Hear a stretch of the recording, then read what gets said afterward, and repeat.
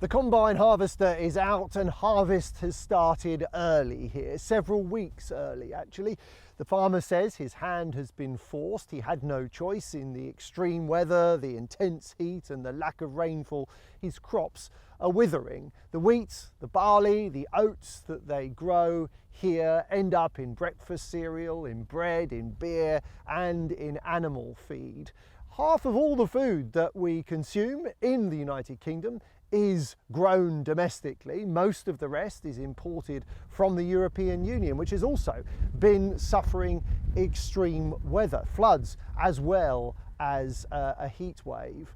It's perhaps a little surprising then that food prices are edging up, and they are one of the things that have been driving the headline rate of inflation higher. The headline annual rate rose slightly, unexpectedly last month, driven by food prices, by the price of petrol and diesel too, and the price of railway tickets and airfares as well. The UK's now looking a little bit like an outlier. Inflation here is higher than it is in Germany, in Italy, in France and in the United States, which is quite a difficult position for the British government to be in.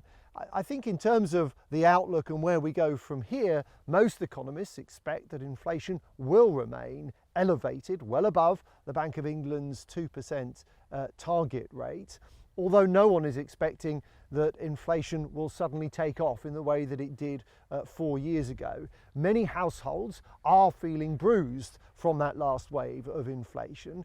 It's worth noting though that pay in the British economy has actually been rising faster than prices for more than 2 years now. It's also fair to say that very few households will actually be feeling it, not least because of what's happened to living standards over the sweep of the last 20 years. That's something that the government acknowledges. The Chancellor in her statement this morning recognises that most people in Britain are not feeling better off. I know working people are still struggling with the cost of living, Rachel Reeves said in a statement. Now she points out that the government is actually providing help. It's in the form of a higher national minimum wage, in the form of the rollout of free breakfast clubs and the cap that the government has placed on bus fares. But it's worth noting too that a higher minimum wage, the minimum wage went up in April, is one of the factors that's pushing inflation up.